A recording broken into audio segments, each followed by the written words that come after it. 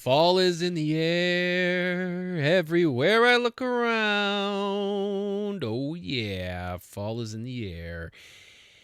Ladies and gentlemen, welcome to the Ordinary Average Guy podcast show. Previously recorded from the Bucks D Hootie Studios, and I'm down here and it's all chilly, and I got my little my flannel jacket on, and oh boy, it's my favorite time of year.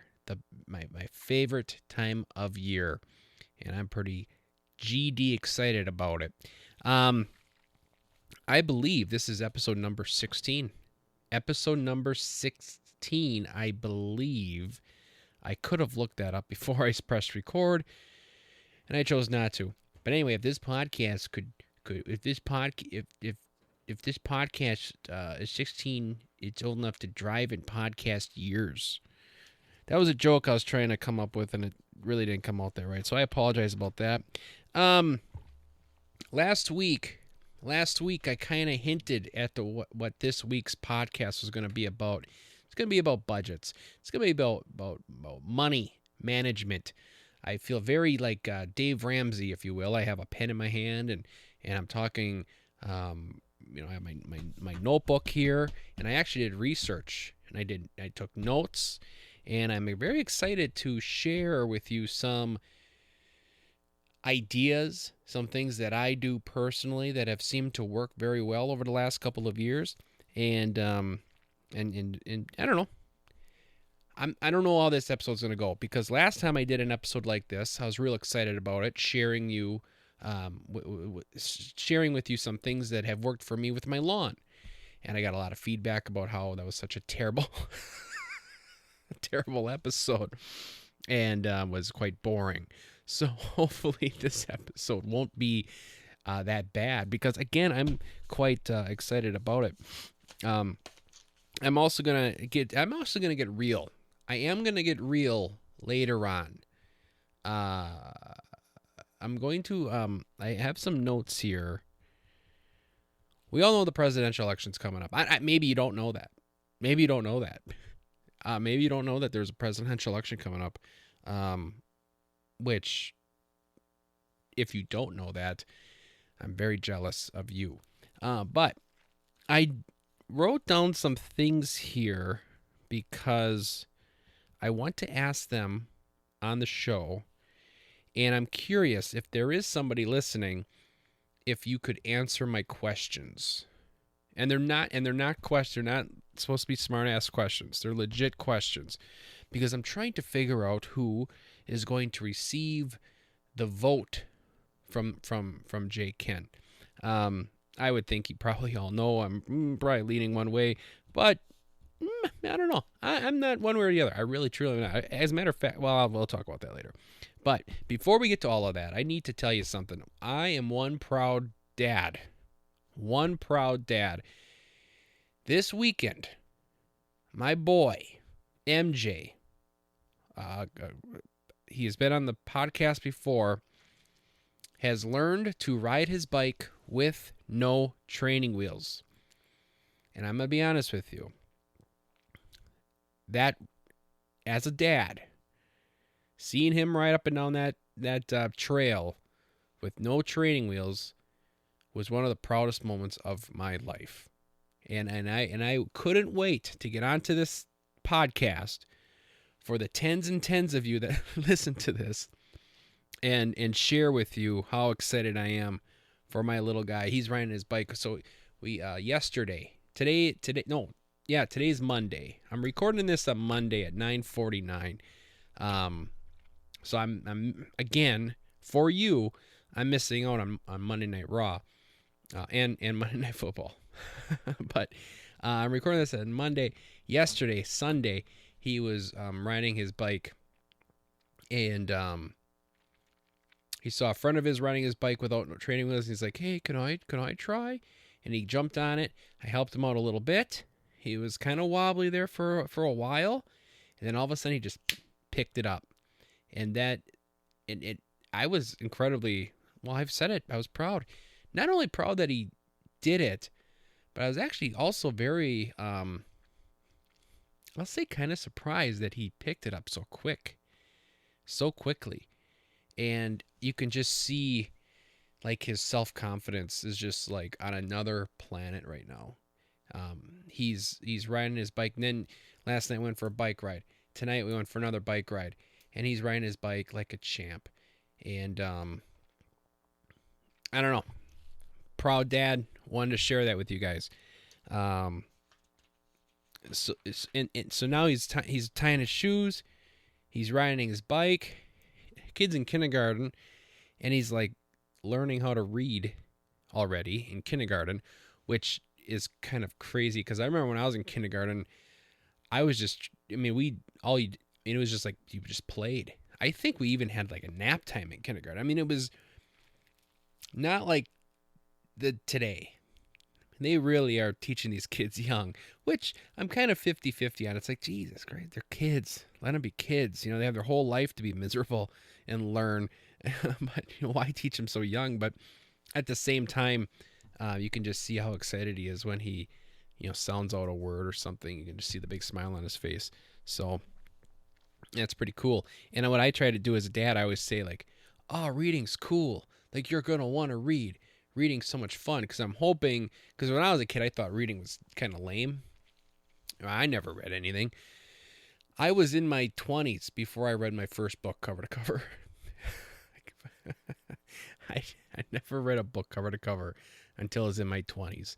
And I remember the kids in school that would read books. And I mean, it's not, we probably shouldn't have done it, but, hey, look at the nerd reading their book, blah, blah, blah, And so I'm trying to not be like that with my kids, and I want them to read and be smart, obviously, and hopefully go on to have a fulfilling career, unlike their dad who sits in a dark, dingy basement talking to himself. So, for no money. So, anyway, speaking of money, let's talk about budgets. Now, I personally, and you might not know this about me, but I'm actually a pretty smart guy. And what I wanted to do was, and I'm big into smart sheets, or not smart sheets, spread, not smart sheets, spreadsheets. Excel spreadsheets. And when I got married, the first couple of years, we were kind of just winging it. And then I decided, I'm like, hey, we really need to figure out our finances and really get this under control and, start saving and this, that, and the other. And that's when I discovered Dave Ramsey.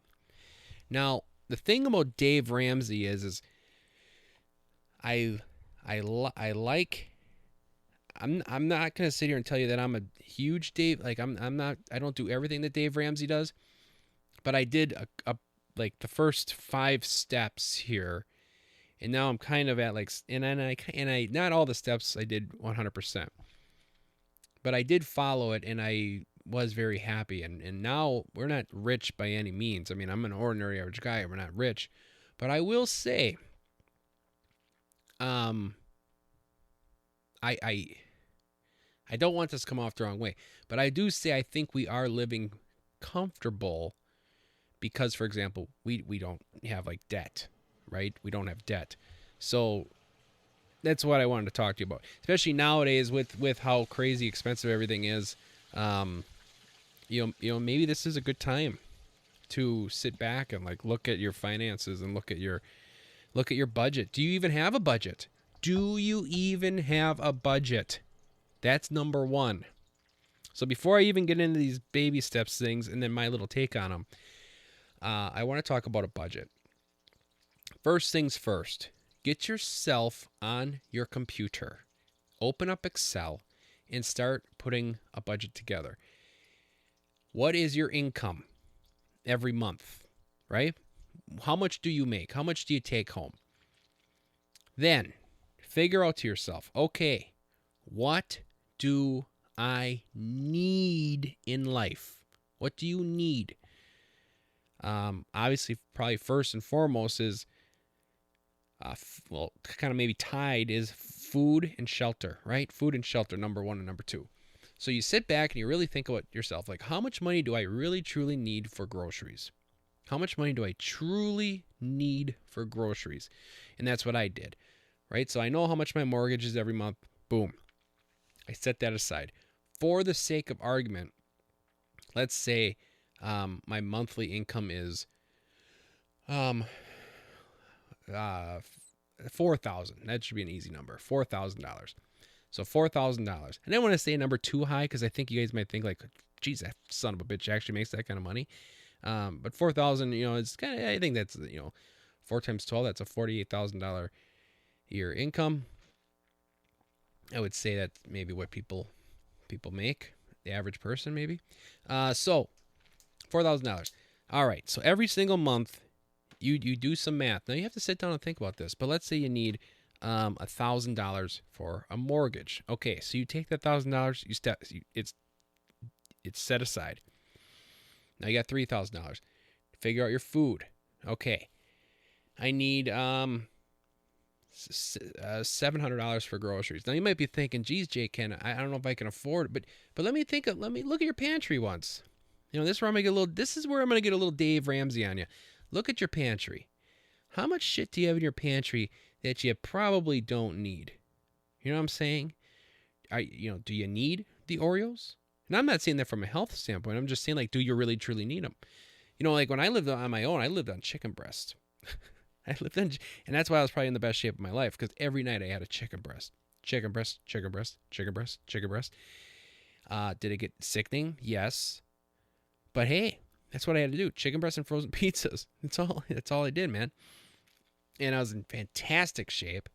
Actually, I had a lot of stomach aches, but that's what I did. So you figure that out. Then what I do is I have a spreadsheet. Okay, grocery budget is $700. Every time I go to the grocery store, every single time my wife or I go to the grocery store, we take that receipt. We take the receipt. We put it in the Excel spreadsheet. Let's say we spend $200. Now we have $500 left. That's how math works. Now you have $500 left for the month. Then you go grocery shopping again. $100. Now you have $400. And you watch the Excel spreadsheet. Now, and I'll be honest with you. If all of a sudden you start seeing some trends where you're like, "Oh boy, why? You need to look at those receipts. What are you spending your money on that you don't really need?" And if $700 is perfect and you have everything you want, then fantastic. But you might have to do some, look at yourself and be like, geez, maybe I should have just gotten 1 case of Busch Light. Do I really need 2 cases of Busch Light? Probably not. But I know why you bought them, because it's delicious. So after that, then you look at gasoline.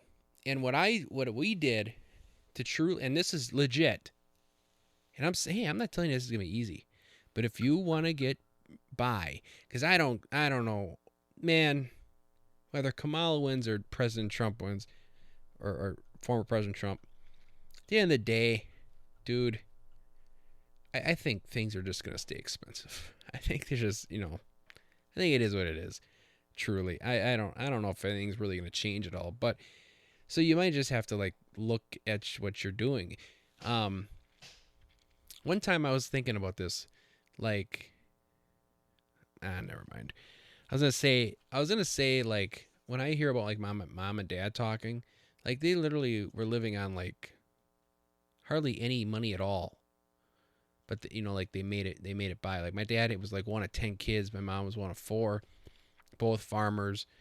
And it's not like they were swimming in money, but they all survived, and they all made it, and they all grew up. And I drive around. It's like, I don't know if people are really doing that. I know some people are, but when I see a lot of Jeep Wagoneers out on the road, and those, I looked them up. They're like $85,000. I don't know.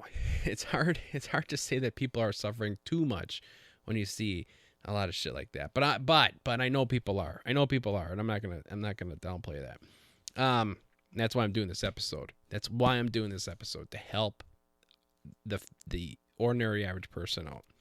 Because I don't have a Jeep Wagoneer in my goddamn garage. I have a 2012 Honda Odyssey for $8,000. That was a Dave Ramsey thing. Do I need a brand new vehicle? No, I don't. I know a person who's always bitching and moaning about, oh, I don't have any money. I don't have any money. But they're driving around in a nice car that they lease. So I told her, I said, why are you doing that? Why don't you just buy a goddamn, an older model, and buy it? Well, I like new cars. Well, it's like, well, then stop bitching. Right? So anyway, gas. So what we did is we figured out, okay, how many miles to the gallon is our vehicle getting? How much is gasoline per gallon? And we did the math. We did, okay, let's fill up the van for $50. That $50 can get us so far. We'll probably need to fill up the tank. We have to go to school twice a day, there and back. We did the math and we figured, okay, we're going to need $160 set aside for gas. That's what we did. We set it aside. Right? So now, and then every time we get gas, we get the receipt, put in the spreadsheet. We put in the spreadsheet every single month. And you do that with everything. So groceries, gas, children, anything for the kids. If we have to buy diapers, stuff like that, we just set that money aside. And really, at the end of the day, when it comes down to the end of the month, and if you look like, well, I did okay with groceries. I went a little over on gas. I didn't spend much on children this month. And you can work at it that way, but you really need to look at it like that, because if you're not keeping track of where your money's going, that's where you're going to be doing this paycheck to paycheck thing, because you don't have any idea where your money's going. And I see all these advertisements about, where it's essentially doing this for you, but then you got to pay the monthly fee to do that. So it's like, well, just get yourself an Excel spreadsheet and keep track. Just keep track of it. Do some figuring. I have this much money to play with.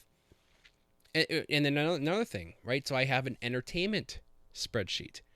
If we go out for supper, or if we go to see a movie or something like that, we set that aside. We have $150 a month, I think we have, is dedicated towards entertainment.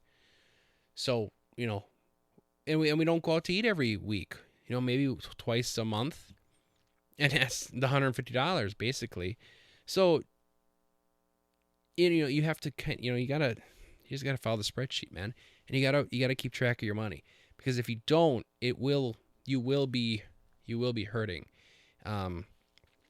when it comes time. But you got to make sure your bills are paid first. That's the big one. So, we look at our, we have We Energies, right? We know how much I keep track every month of our bill. And then I do an average. So then when that first year is going to be the hardest. But then you're going to have, and you might go over. Which sucks, because you don't have necessarily, hopefully you have some savings or something where if you do go over, you can replenish your checking account. But after that first year, then you'll have an idea. Okay, you look at gasoline. You got $150 a month, let's say, for gas, and you only average $120. Well, now okay, well, you look at gas prices, maybe they didn't really go up at all. So now you bring that budget down to $125. Give your a $5 buffer. Well, now you have an extra $30 that you can, let's say you look at your grocery and you were over $20 every month. Well, now you can take that money and put it towards grocery. And after a year, you can kind of look at your trends and see where your money's going, and then be able to put that, allocate that money differently. And I'll be honest with you guys, it works awesome. It works fantastic, because then like at the end of the month, let's say, and this is where it really comes into play. At the end of the month, when you look at your money, you're like, holy shit, like I'm under budget in every category, let's say. Not gonna lie to you, 5 years ago, I saw that a lot.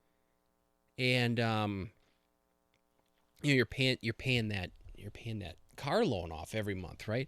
I mean, debt is just kills you. Debt kills you inside, especially if you have credit card debt. I once upon a time had credit card. I am going to sit here and tell you right now that we have no debt, none, other than our mortgage. We have no debt. That and when you don't have debt, it's like a weight is lifted off your shoulder. When you see all that extra money that you do not have to pay every month and it's just sitting in your account, I cannot tell you how an amazing feeling that is. I mean, when I don't have student loans, I mean, I did.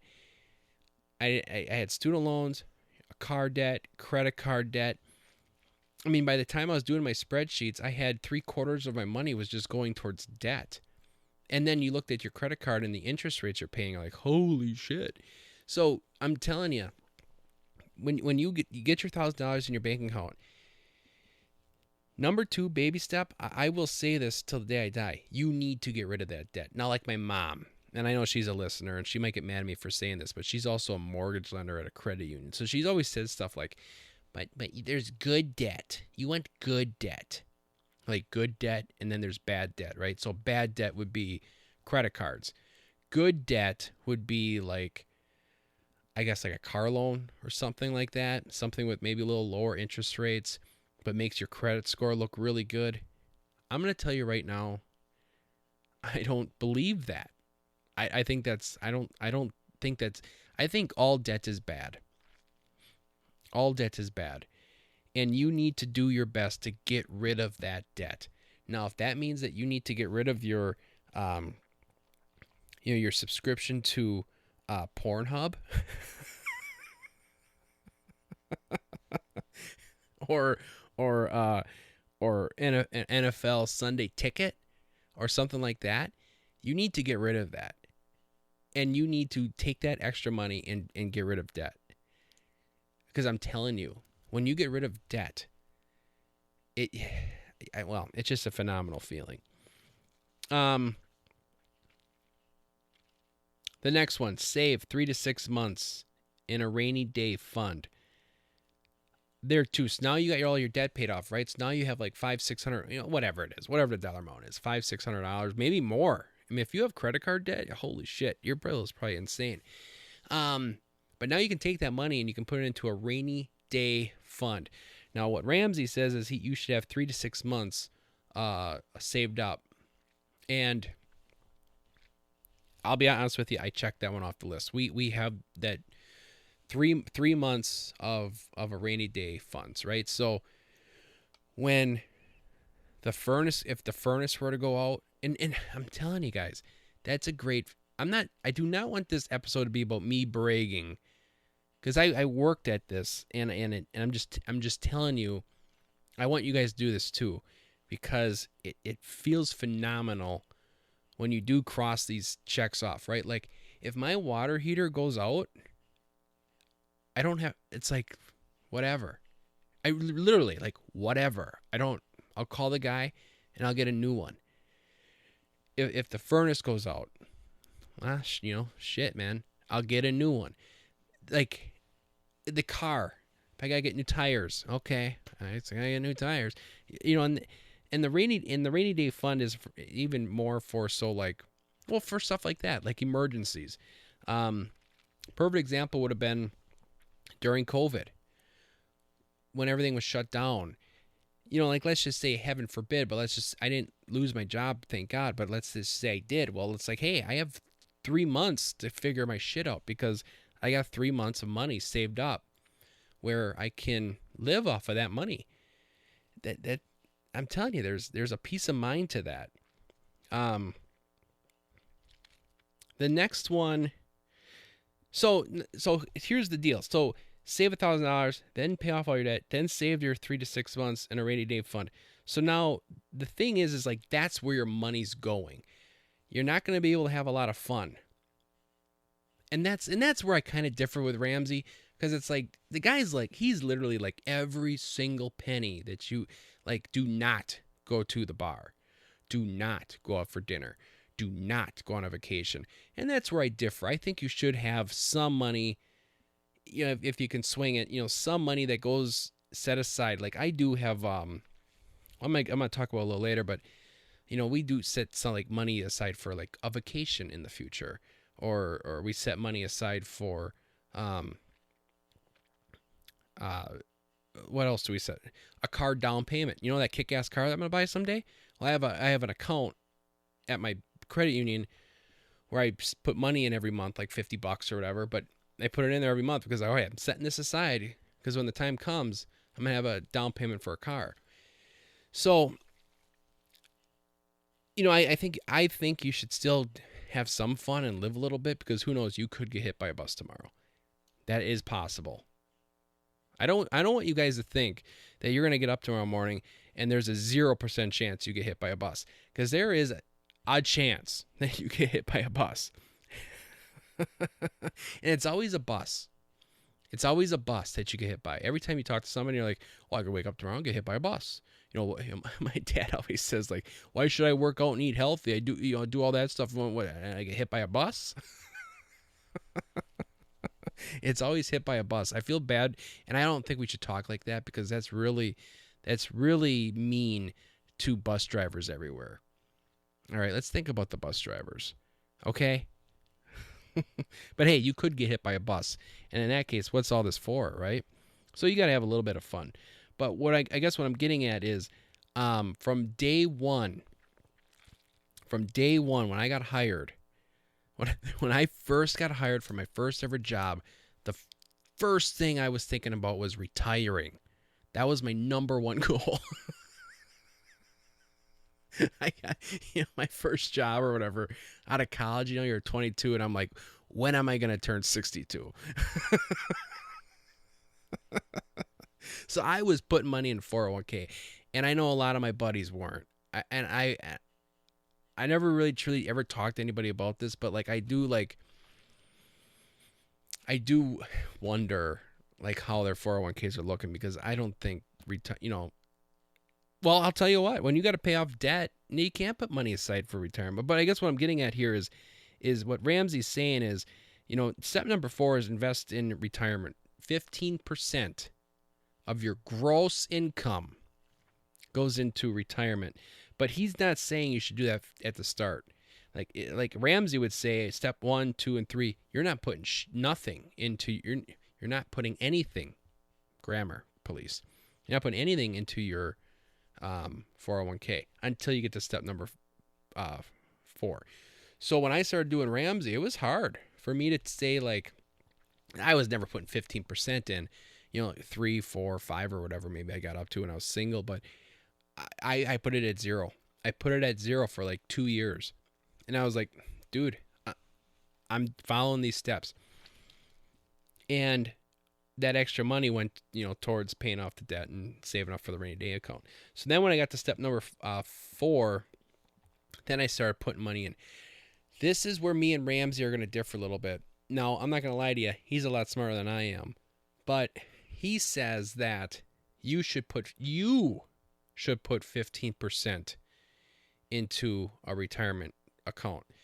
Now, if you are fortunate enough to work for a company where they match, or they also have like, I'm not gonna lie to you, I work for a company. I'm fortunate where I work for a company and they do profit sharing, and they put a percentage of money in my profit sharing.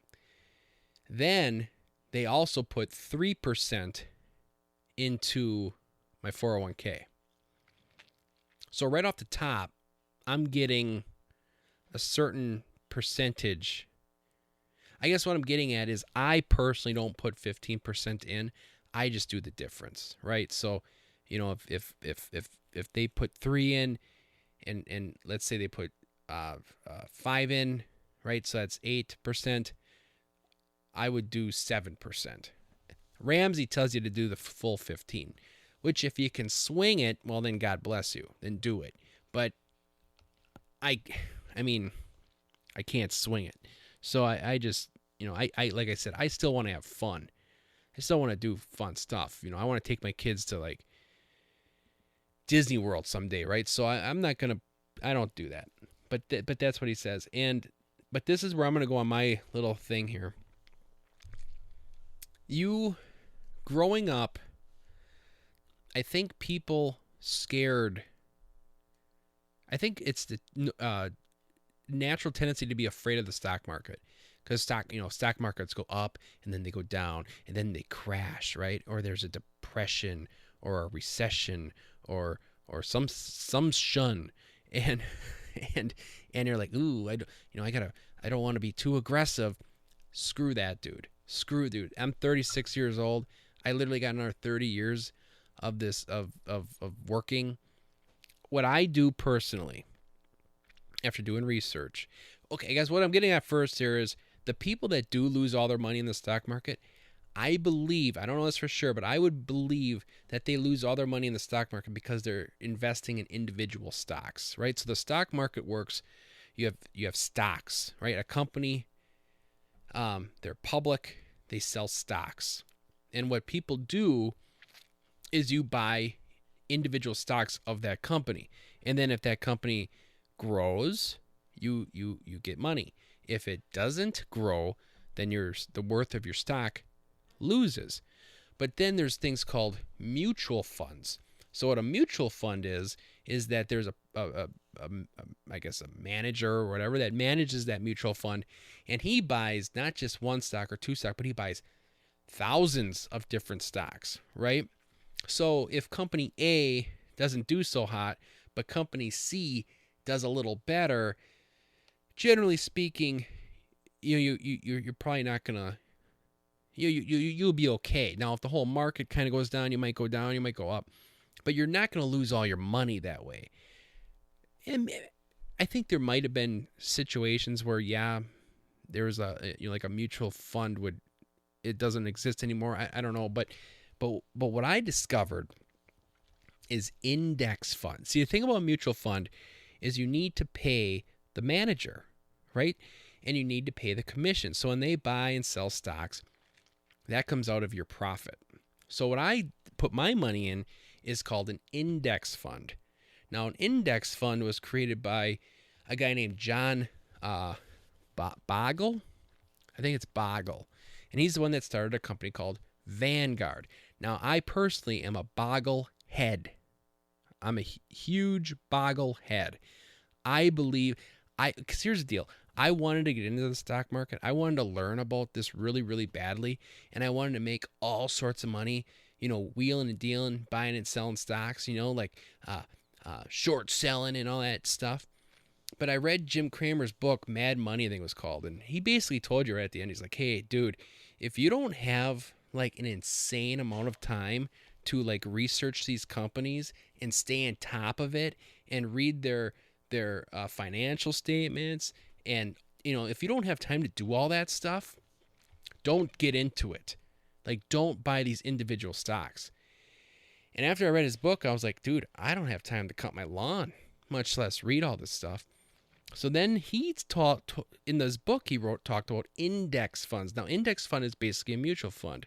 But what index funds are is like if you buy a Vanguard index fund, they have every single stock, like let's say the S&P 500. They'll own every stock of every company in the S&P 500. So it basically follows that index, right?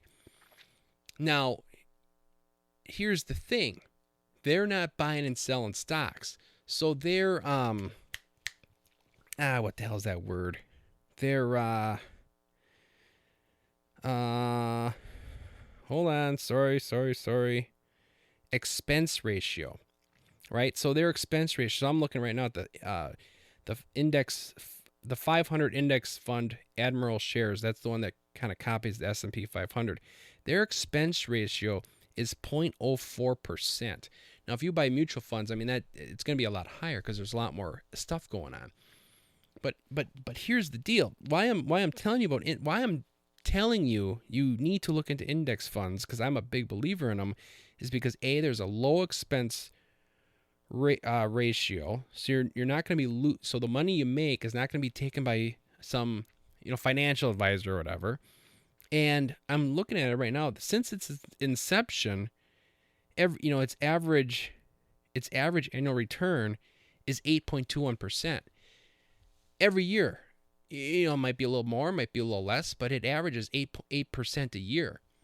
And I think there's some out there that if you look, I think I've heard that the stock market usually does closer to like 12% a year. So if you just like it's literally throw your money. Now, if you're going to throw your money into a stock, an individual stock, you can't just throw it in there and leave it. You need to study it because you might need to sell that bitch or you might need to buy more of it. But if you throw it in an index fund, you're golden. Don't even look at it. Throw it in there and walk away. And then set up your recurring payments. So every month you got money going in there. And the stock market goes down. Who cares? I'll tell you why. Because now you're buying more shares, baby. You're buying more shares at a lower price. And then when it goes up, well, okay, whatever. But now all those shares that you bought are worth more. You're worth more.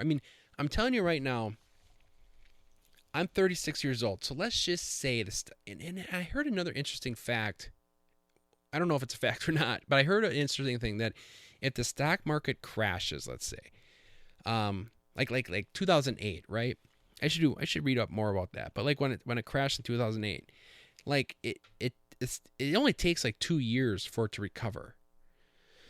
So yes, if you're 63 or whatever, you're 60 and you're going to retire in a couple of years, okay, maybe you want to back off of it and get into more of a conservative, something that, like bonds, something, But the thing is I don't even know if I'm going to do it. Like the more I'm researching about this, it's like it's going to recover. You're not going to lose all your money. And that's what I was kind of telling my wife. She's all like, do you really think that you should be handling these finances? Should we get a financial advisor or something like that? I'm like, no, I got it. Just throw the money in there and walk away. It's fine. If I'll tell you what, I'm going to tell you right here. If the stock market, if like the S&P, if everything were to just stop and you lost all your money in an index fund, you got bigger problems. Because you just have bigger problems. There's probably like legit World War III and the world is over.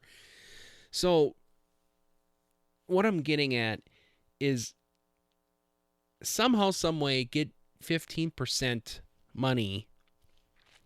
And if you can't do 15, do as much as you can, but start saving for retirement. Because I'll be honest with you, dude. Like, I'm watching these commercials about the Social Security and all that bullshit. I'm not even considering, so like when I retire in 30 years or something like that, I'm not even banking on Social Security. Like, that's where I'm thinking with retirement. I put my money in there and I don't even think that I'm going to get it. And if I do get some Social Security, cool, awesome. A little extra dough in my pocket. But that's the way I'm feeling about it. So I'm telling you, if you're start investing in retirement, because even if you're young, like I work for a union company, and I think this summer they did a vote for the union, and I think what they did is they voted basically to put more money on their checks and less money into their pension, because there's a lot of young people in the union right now, and they're like, and that's how they voted. And I'm just thinking to myself, why'd you do that? Keep that money in the pension, dude. Keep grow. Maybe that's a little different situation because that's like a pension or whatever. But I'm telling you, buy the off-brand ketchup and put more money into your retirement, because I have another spreadsheet on my computer. That compound interest it is unreal. It is unreal. I did a spreadsheet about like, okay, if I invest this much money, and if it does grow at 8% or whatever, I'm talking like you can turn in 30 years. Literally you could be a millionaire. But you got to put the money in there. You know what I'm saying? So that's step number 4. Step number 5. Save for child's college education. Um, okay, so that one, okay, that's where I'm starting to get like, I love my kids to death, and I want to help out my kids all I can. But it's like, dude, I had to pay for college. I had to take out the loans. I had to do all that stuff. And and I've been to college, and I knew the kids whose mommy and daddy were paying for school, and those kids, I think there's something to say, like, if you're gonna go, like, I'm gonna tell you right now, first of all, I think 4-year college is, I mean, it's not all it's cracked up to be. um would I be where I am in life if I didn't go to 4-year college? Probably not. Probably not. But if I could go back and do it, I definitely, I'm gonna be here. I'm gonna shoot you straight. I would have loved to have learned a trade, learned a skill. You know, like my brother or whatever. He wants to be. Working for an electrician. Who now he's going to school. Electrician's paying for it. Um. So I don't. If my kids want to go to college, I'm definitely not going to tell them not to. But I'm like my mom. My good old mom, she made me go to college.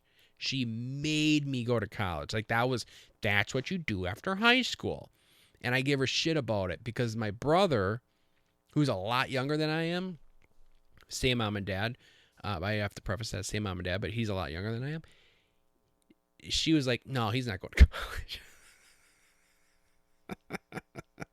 And I'll tell you what, he went right to the workforce. He's working for an electrician now. Now he is going to school to be an electrician. The electrician's paying for it.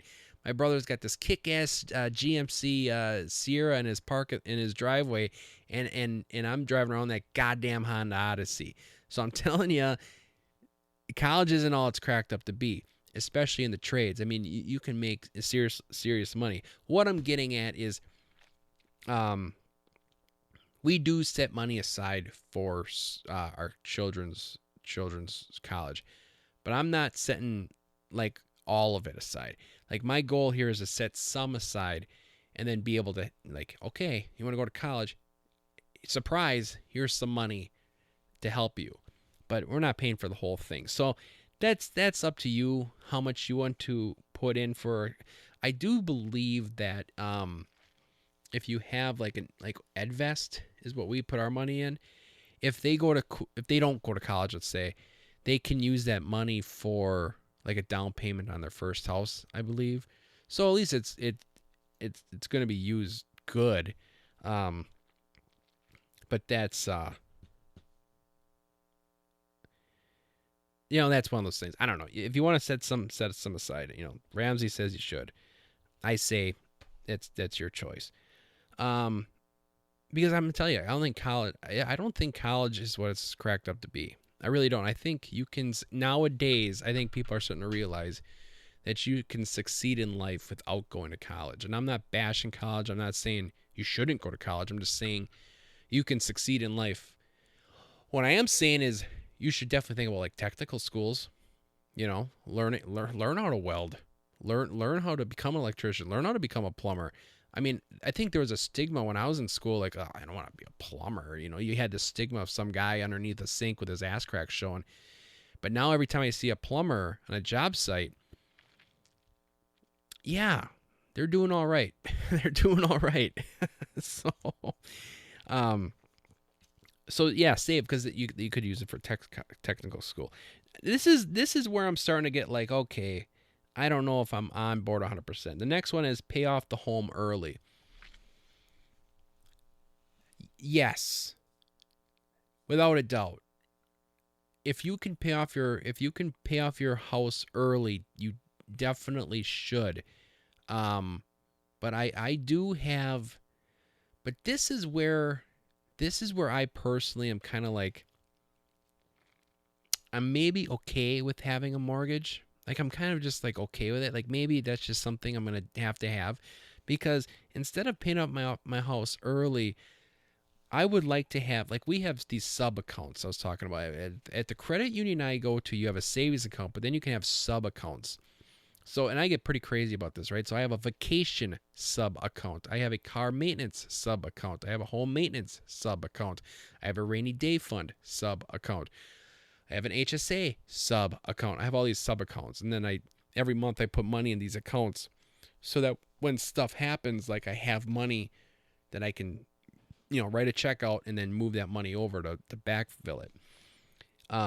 Like, I would rather go out to eat a few more times and have fun, or like I said, go on a vacation with my wife, or like I said, I'm the kind of guy, I want to take my kids to Disney World. And I know everyone's probably like, you are stupid for doing that, but I do want to do that, just to see their faces. So it's like, I'm not really crazy on, yes, I should do it. You should do it. If you can do it, you should do it. But also, this is where I start to feel like, dude, you should live a little bit, right? But another thing too, though, is if you do have some extra money, this is the $1 million question. Interest rates are a little higher now, right? But I bought this house. I don't even know what the hell my interest rate is. Let's just say it's like 6%. So every time I put more money towards my mortgage, you can essentially look at that as like an investment into your home, because if you put more money into your mortgage, that's 6% less that you're going to pay. Okay, let's say your mortgage is $1,000 a month. Well, if it's 6% of 1,000 is, oh Christ, $60. $60. So now if you pay an extra $1,000, let's say you pay $2,000 one month, I believe this is how it works, is that 6% comes off that first 1,000, but that extra $1,000 goes right towards the principal. So you essentially save 6%. But this is my thing. If you do have extra money, why not throw it into that index fund where you're getting 8%? Right? That's a net 2%. So Ramsey would tell you, no, you pay off that house early. You pay off that house early. But I'm kind of thinking, well, I don't know. Maybe there's other things to invest in. So that one's kind of up in the air. The last one is once you get your house paid off, then it's build wealth and give. Well, it's like, geez, you just did all these 6 steps. Now I got to give it all away. But I'm telling you, I'm again, I don't want this to come off the wrong way, but I got the step number 5 here, and it's a good feeling. You have the freedom. Now, hey, like I said, we had to make some sacrifices. Like, I don't have this cool vehicle in the driveway. We had to buy the $8,000 Honda Odyssey, right? But it's paid for. I don't have a car payment. That's such a great feeling every month. And my goal is to set money aside for a car down payment, where that maybe someday our next vehicle will be a nice vehicle. I would like a nice vehicle, and maybe we can have one someday. And hopefully, if we do have a car payment, we can quickly pay it off. So that's how I roll. And the reason I'm talking about it is because I have a podcast with tens and tens of listeners, and I just wanted to share that with you guys, because especially nowadays with people kind of like hurting, with inflation and all that stuff, I thought, hey, why not tell people what I do? Because it's working for us. So that's that. I think one other thing that I want to say here is I am announcing my candidacy to run for president in 4 years. I'm running. I'm going to run for president. So let's get the word out. I'm going to run. And the reason is because this budget stuff, I get a kick out of this. And even though like the budget, it's national debt's like trillions and trillions of dollars, that doesn't scare me, man. The commas don't scare me. I'll just get my Excel spreadsheet. I'll just plug some numbers, and I'm just going to be like, figure it out, and done deal. It can't be that hard. It cannot be that hard. So I'm running 2024, no, 2028. I'll figure that out first. I'm running on 4 years. So, don't you just want an ordinary average guy in the Oval Office? Just an ordinary average guy? I know I do. Speaking of presidents, now this is legit questions. And I'm not going to lie to you guys. This is going to be a long episode. This is going to be a long one because I was pretty jacked to talk about this stuff. But I have 3 questions here that I legit want to ask. And I am hoping that maybe someone can hear this and answer them in a polite way. Because I don't want this to come off as the wrong way or nothing. But they're legit questions. So, Kamala Harris, right? She's talking about, well, I guess the thing about her is she doesn't really talk a lot about anything. But some of the things that I've heard her say was 3 things. 2 things I heard her say, and the other one I read. One thing that she wants to do is a $25,000 for a down payment on someone's first house. Sounds good on paper. Sounds like a cool idea, right? Question number 1. If that was the law, what would stop all the prices for every house to just go up $25,000? Legit question. I'm wondering how that would actually work. Now, if people bought a house and they got $25,000, they might feel fuzzy inside, but really seriously, if you didn't have that would the houses just be $25,000? If there's a real estate investor, or not a real estate investor, a real estate agent or something that would possibly listen to this, or if you have a friend, maybe ask them and email me at jkennoag@outlook.com. I really truly want to know, is that something that would, okay, all right, we're just going to raise the prices of these houses $25,000? How would that work? So is that one of those things that, wow, that sounds cool, I'm going to vote for her, but in reality, it's really not even a cool thing?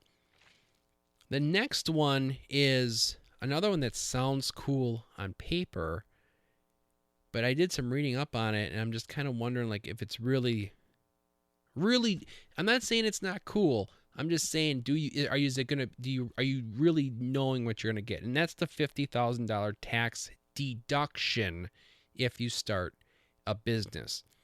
Now, the reason I bring that up is because as soon as I heard that, I was like, holy shit, I'm starting a business. But the thing is it's a $50,000 tax deduction, not a credit.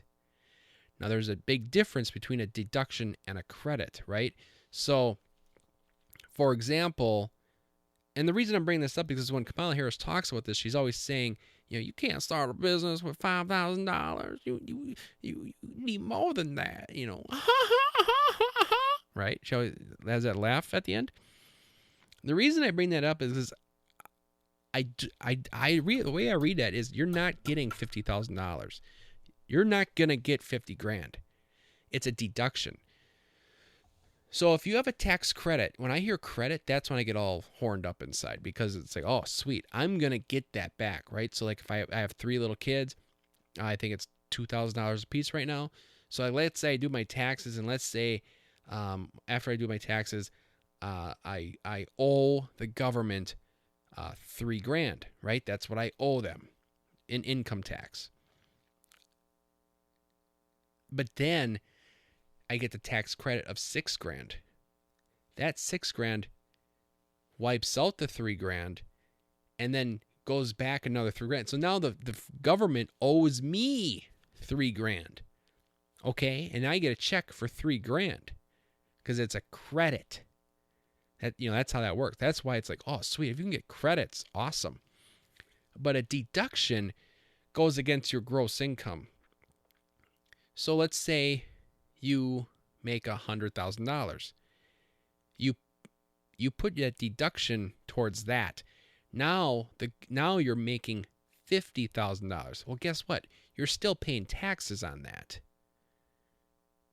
right? You're still paying tax. You're just paying less. Yeah, you're paying less taxes. That's cool, but you're not actually. You're not getting. The way I read it, you're not going to get 50 grand to start a business, or you could spread it over a couple of years or whatever. You're not getting that money to buy a truck, to buy tools, to buy a printing press. You're not getting that money to buy that stuff. So it's a tax deduction. So basically, you're just paying less taxes. So, and the reason I'm bringing that up is because I want to know if I'm reading that correctly. Because I feel like I am reading it correctly, and I feel like there's a lot of people are going to be voting for that are going to be like, oh, that's not really what I thought it meant.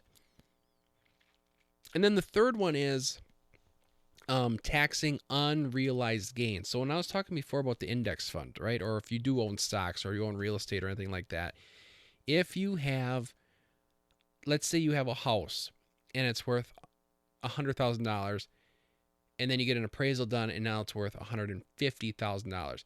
Your net worth went up $50,000. You're worth that. But the thing is, you don't have 50 grand in your pocket. What she wants to do, or what I read is like what they are kicking around is they're going to tax you on that $50,000 of unrealized gains.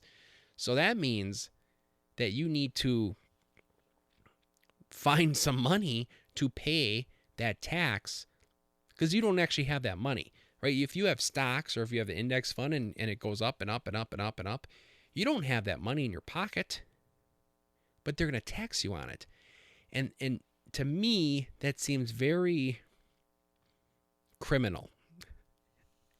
Now, here's where the people on the left are going to say, like, well, there's the fine print there. They're only going to do that to people that are worth $100 million or more.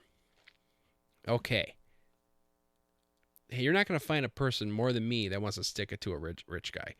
I don't like him as much as you do.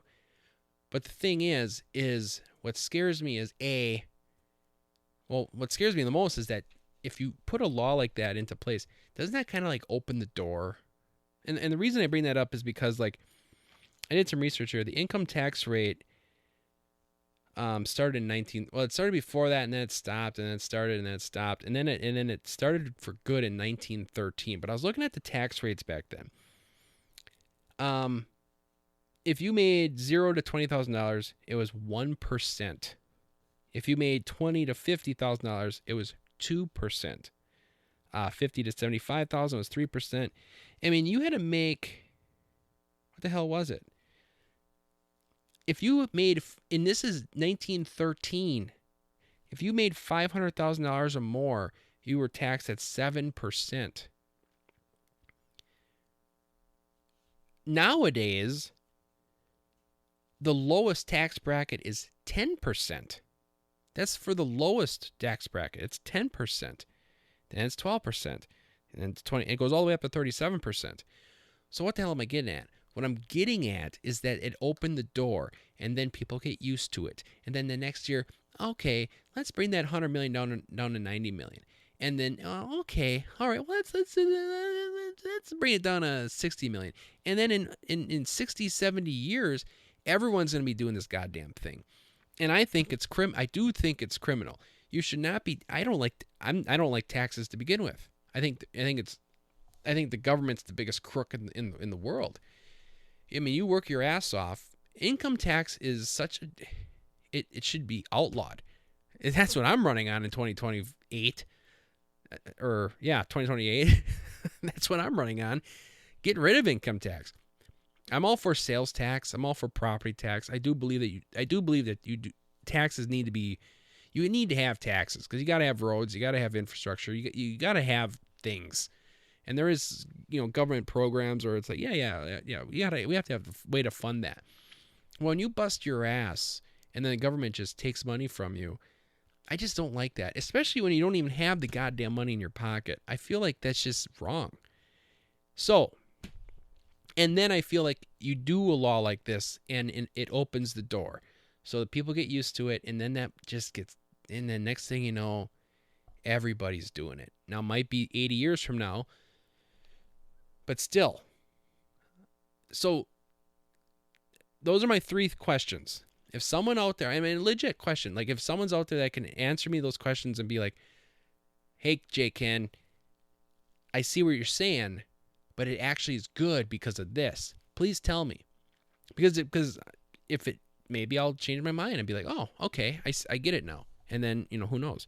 But those are 3 legit questions. We got to hurry this show up. All right, we're at 1 hour and 5 minutes. I really do hope that this was actually somewhat beneficial. And I hope that, I hope there's someone listening to this right now. And I really, truly do hope that someone's listening to this and being like, you know what? I think I'm going to do some of this stuff. And if you want some more, not necessarily tips or whatever, but if you want to, like maybe like my Excel spreadsheets, send me an email. I'll send them to you. I'm going to take all my, my numbers off of there, but I can send you an email and maybe give you some tips on what I do and how to do it. It's takeaway. Look into the baby steps. The first 5 for sure are or first 4 for sure are awesome. The 5th one, that's up to you. And then the other ones are kind of like, all right, do what you want to do. Look into John Bogle. Look into index funds. Don't be afraid of the stock market. When you're talking index funds, okay? Don't be afraid of the stock market. Dude, my 401k right now, 100% stocks. 100%. I'm not going to lie to you. Doesn't matter who the president is. That son of a bitch is killing it. A lot better than if it was like a 60-40, or 60 stocks, 40 bonds and stuff. Look into index funds. Look into John Bogle. Look into Ramsey. And let me know if you are at all interested in my spreadsheets. Because I am a spreadsheet nerd. A huge spreadsheet nerd. Big spreadsheet guy. And when I'm president of the United States in 4 years, there's gonna be one kick-ass spreadsheet in the Oval Office, and I'm gonna be cutting a lot of shit. A lot of shit's gonna get cut. All right, so speaking of emails, J-Kenn, OAG at Outlook.com. Let's take a look once and see if we have any emails. And holy crow, ladies and gentlemen, 4. I got 4 emails here. And from what I see, they're from 4 different people. Thank you so much. I appreciate it. I wish I wasn't so late in the this is my favorite part. This is going to be a long episode. First email from JJ. Subject, crinkle cut fries. Let's talk about the crime against humanity that is the crinkle cut fry. Without a doubt, this is the worst form of fry. People who enjoy these things are dog-brained. Now, I just want to make sure that you know that when I read an email, it's not necessarily my opinion. I'm just reading what's on the screen. People who enjoy these things are dog-brained and spiritually poor. If I catch you in the public eating these in a Culver's parking lot, I will pull one of your windshield wipers out of alignment so it never operates quite right again. Ugh. Dad, I would rather have you murder me. I would rather have you murder me than do that. Good luck with the weight loss. Regards, JJ. Hey, thanks, man, for the with the good luck on the weight loss. I was doing pretty good with that until the weekend. Had a golf outing and didn't do so good, but it's going good. So crinkle cut fries. You're not a fan of crinkle cut fries. Interesting. What's my? That's so crazy that you're so passionate about not being a fan of crinkle cut fries. I mean, I guess here's the deal, JJ, if you're listening, what's your take on waffle fries? Now, I'm not gonna lie to you. I guess third place for I look at your traditional fry, You're just your traditional French fry. Think McDonald's. Who are we kidding? McDonald's fries are the bomb. I don't know what they're putting on those fries. If it's like salt and crystal meth, I don't know. But keep doing it. I'm gonna keep eating them. Which is probably why I need weight loss. Crinkle cut fries probably are in third place for me. Reason being is because when I do go to Culver's, which I love, Culver's, the fine people at Culver's. If you're listening, I would gladly take your sponsorship. And I will tell JJ to shut the hell up, and I'll talk crinkle fries all day long. But until then, crinkle cut fries are in third place for me. When I get the option, if I can never have a waffle fry, I go that route. Reason being is because there's more surface area. You get a better grip on it. See, the thing about the McDonald's fries is and especially when they break, they're so small, they're so tiny, and then when you're trying to dip it in your ketchup, then it gets all over your fingers. And when you get ketchup on your fingers, that smell, like, it stays there for a long time, and then you smell you smell that tomato ketchup on your fingers, and it's like disgusting. Which is weird because I love ketchup, but I don't like the smell of it on my fingers. But my number one favorite fry is the waffle fry, because you can grab that bitch and you can scoop it in ketchup, and then there's a lot of surface area where you can really get some good ketchup on that fry and eat it. So I'm gonna go number one is crinkle cut. Number two is your traditional straight fry. And yeah, I'm gonna tell you, number three is crinkle cut. And I never put much thought into it. I'm not that passionate about it, but I never put much thought into it. But I do notice that the crinkle cut fries do break in half a lot easier. And when I do go to my future sponsor Culver's and eat the fries, I do notice that I find myself. It's funny that we're talking about this because I'm being mindful of it right now, and I remember, like, yes, getting pissed, like dipping my fry and it snaps in half, and being upset about that. So yeah, JJ, I hear you, dude. I hear you, bro. It's our dear friend from last week, Lou. It's Lou, Mr. Sassel, Lou Sassel. Hey, Ken, man, quick update from your friend Lou Sassel.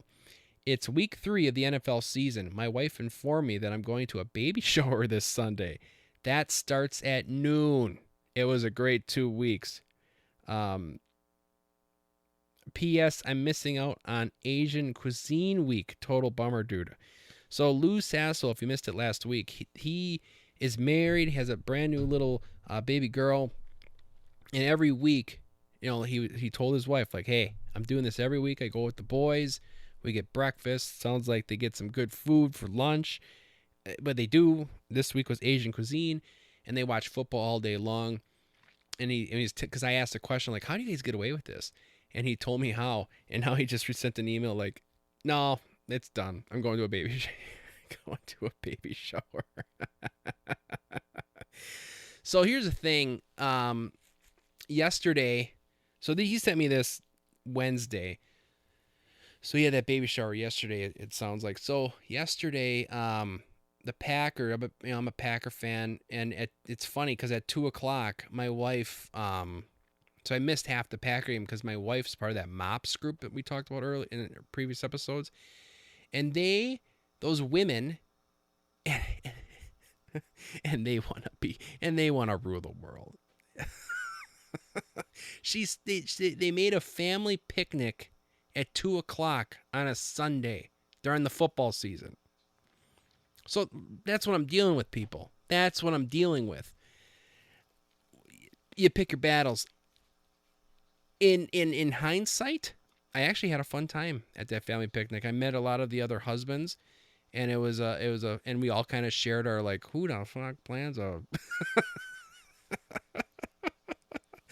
kind of looked at each other with our Packer shirts on, like, who the hell would plan this? But it was fun. But it was at that family picnic that my son learned he learned how to ride the bike with no training wheels. So Hey, sometimes you just gotta go with the flow, man. You gotta go with the flow, bro. Um, hey, windows down, radio up. That's one saying. Another saying, go with the flow, bro. Put that on a t-shirt. Oh, Lou. Good old Lou. Oh boy, now we have a long email here. And I feel like this person might be a contributor, a weekly contributor as well. This email is from Harry. Harry Test Eagles. Harry Test Eagles. Mr. Test Eagles. Hello, this is Harry Test Eagles.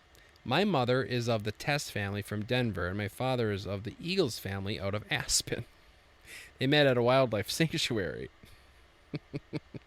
Anyways, I'm a new listener and have been catching up. Sorry if I'm off topic. Anyways, about tipping.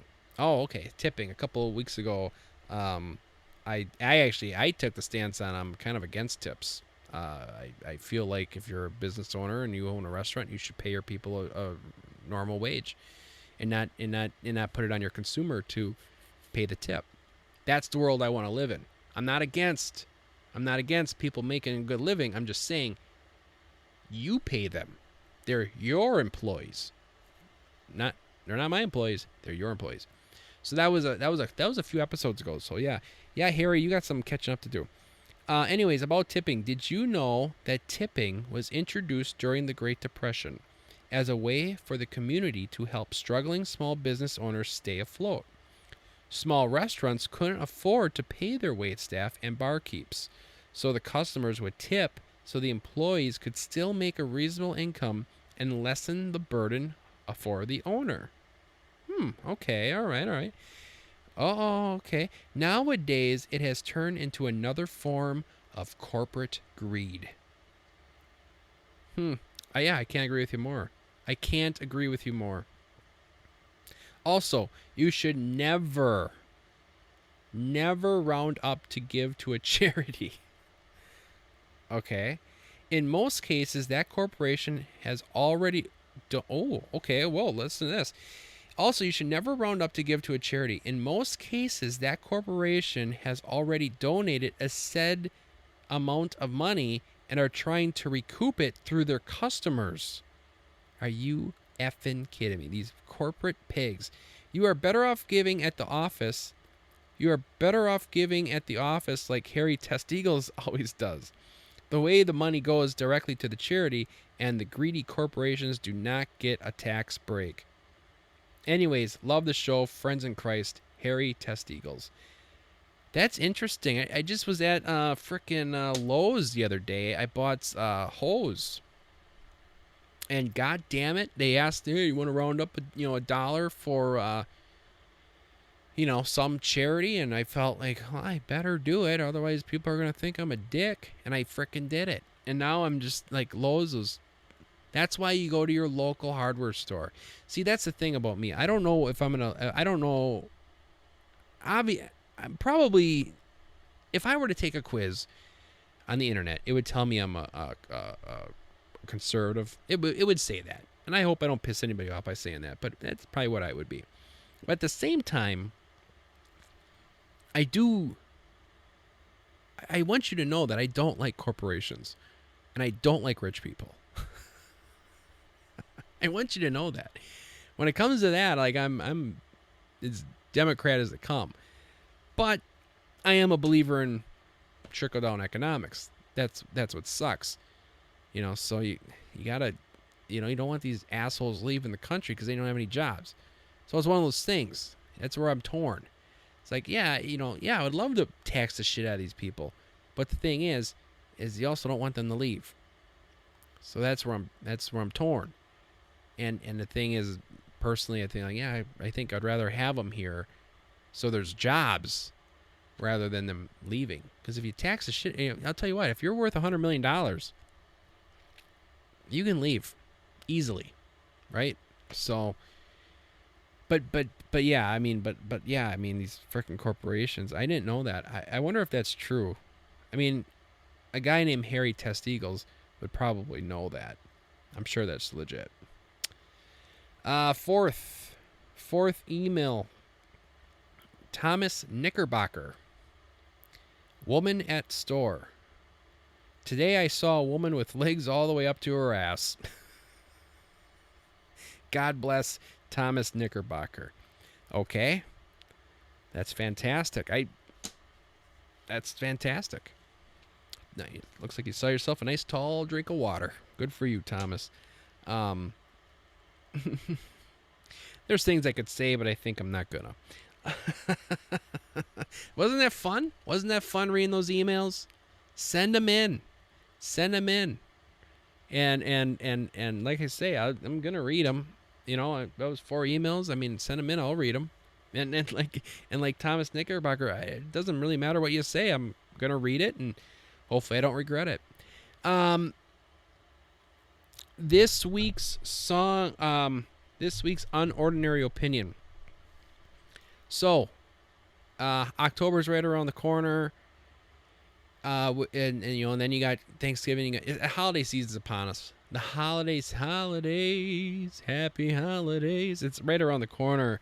And one thing I wanted to talk about is my unordinary opinion is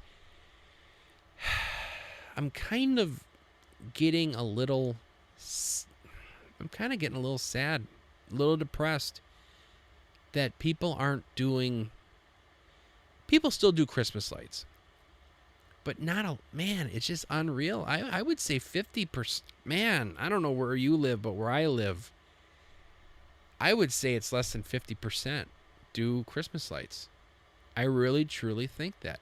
Now, hey, I'm going to tell you, is it putting Christmas lights up? Does it suck? Yes, it sucks. Especially if you miss that warm weekend in November, and then you get and you miss it, and you're like, I'll do it next weekend, and your wife's like, but it's warm outside. And you're like, I'll be warm next weekend, and then it's not warm next weekend. Oh, and you're freezing your dick off trying to put these lights up. I get it. It's a pain in the ass. And then you got to take them down. And then you realize it's frickin' March. And you still got your lights up. And your wife's nagging at you. Geez, we look like a bunch of losers with our lights still up. And you're like, but I really don't want to. But see, I have a tall house. So I have this like frickin' 30-foot extension ladder that's heavier than shit that I got to carry around. What am I getting? J-Kenn, what the hell are you getting at? I'll tell you what. Short story long. Let's bring back the Christmas lights, people. Get some Christmas lights, hang them up. One of my fondest memories of a child was when me and my brother and sister. Well, back then it was like just me and my sister because my brother wasn't born yet. But we would jump in the car, and we'd drive around the country, drive around the villages, the towns, and we'd look at Christmas lights. We'd just look at Christmas lights. And I kept that tradition alive with my kids. We jump in the old Honda Odyssey, the old family truckster, and we go drive around and we look at Christmas lights. And it's fun. But I'm telling you, I mean, back in the day, I remember like farms. They would, nowadays there's not many silos left, not to get all agriculture on you, but there's not a lot of silos left. But back in the day, they would light up their whole silo, the whole barn, and then they would have a star on top of the silo, and it was just really cool and neat, and it really added something to the spirit of Christmas. And the reason I'm saying that now is because I saw some Christmas stuff already out. Well, Christmas Kate a couple weeks ago, she was talking about that. Yeah, it's out. So, get yourself some lights. If you can fit it in your budget, that is. If you can fit it in your budget. If you can't fit it in your budget, then I'll be the first guy to tell you, don't do it. But if you can fit it in your budget, get some lights, get them up on the house, and let's I'm just talking this it's such a joy. And I want to, and then I tell you, if you have kids, throw them in the car, drive around, look at Christmas lights. Because even though I would say less than 50% of people put Christmas lights up, the ones that do, though, I mean, now it's like, out of the people that do put Christmas lights up, it's like 1 in 5 have like that, like they're, they got like Trans-Siberian Orchestra going to the lights, and you can turn on a radio station and listen to it. I mean, it's a lot of fun. It's a lot of fun. So I want to get that out early, so you guys can think about it. Get your lights up, and let's make Christmas great again. Let's make the holidays great again.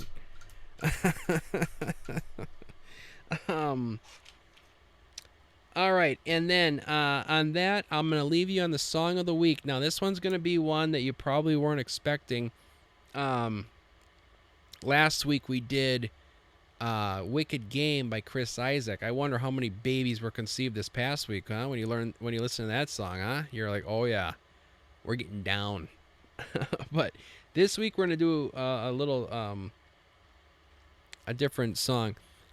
So my 5-year-old son MJ, right? He learned how to ride his bike. So in honor of MJ, I'm gonna. The song of the week is his favorite song right now, and you will never guess it in a million years. The song is "Take Another Road" by Jimmy Buffett. That's right. My 5-year-old son. We're in the car. MJ, what do you want to listen to? I want to listen to Jimmy Buffett. Now, my father-in-law, his grandpa's a huge Jimmy Buffett fan, so I'm not totally surprised by that. But out of all the Jimmy Buffett songs, like, I never even knew that song existed. It is a nice song. It's a very nice song. I recommend you listen to it. I mean, it is a song of the week after all. But I never even knew I never heard of it. So, like, out of all the Jimmy Buffett songs, that's his favorite. But my son is so funny. We always say, like, he's a 50-year-old in a 5-year-old body, because, like, also, well, obviously, he's in the Shipwrecks. One of his other songs he always asks is "The Wreck of the Edmund Fitzgerald" by Gordon Lightfoot.